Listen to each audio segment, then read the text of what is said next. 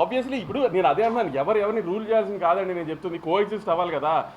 మీరు రివ్యూలు రాయడం మీ రెస్పాన్సిబిలిటీ. ఇప్పుడు నేను సినిమా రిలీజ్ ముందే దీంట్లో లాజిక్లు కథ ఉండదు అని చెప్పాను. నేను లాజిక్లు కథ లేని సినిమాలకి నేను సినిమా తీస్తున్నాను అని చెప్పినప్పుడు, ఒక మ్యాడ్ క్యాప్ ఎంటర్టైనర్ తీస్తున్నానని చెప్పినప్పుడు అది రివ్యూవర్కి నచ్చుతుందని నేనేం అనుకోవాలా.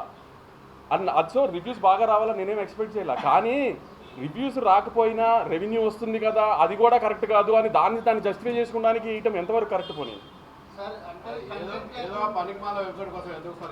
పనికిమాల వెబ్సైట్ గురించి కాదు, నేను ఆ వెబ్సైట్ గురించి డిస్కస్ చేయడానికి గురించి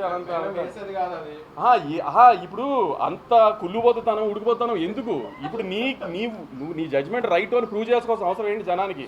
నీ రివ్యూస్ జనం ఏం సినిమా చూడరు కదా. నీ రివ్యూ డిసైడ్ చేశారని జనం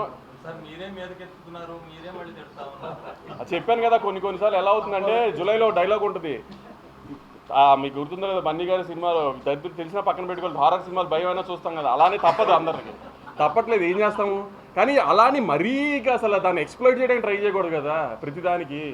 మీకు అంతగా మా మీద పగుంటే దమ్ముంటే మానిపారేయండి, బ్యాన్ చేయండి. ఇప్పుడు నేను ఇంత కామెంట్ చేశాను కదా, నా సినిమాలు బ్యాన్ చేయండి, నా సినిమా ఆర్టికల్స్ రాయకండి, నా దగ్గర యాడ్ తీసుకోకండి, నా సినిమాలు రివ్యూ రాయకండి, చూసుకోండి, నాకేం అవసరంలా.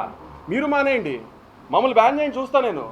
నా సినిమా నేను ఓపెన్గా చెప్తున్నా, నా సినిమా బ్యాన్ చేయండి, నా ఆర్టికల్స్ రాయకండి, నా సినిమా ఆర్టికల్స్, నా సినిమా రివ్యూ రాయకండి. నేను ఎలా ప్రమోట్ చేసుకోవాలి సినిమా నేను ప్రమోట్ చేసుకుంటా. మీరు వెబ్సైట్లు ప్రమోట్ చేస్తేనే సినిమాలు ఆడట్లేదు కదా.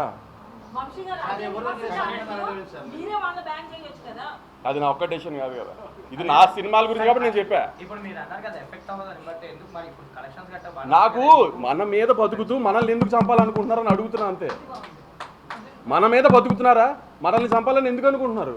ఏంటి ఆ సాడిజము?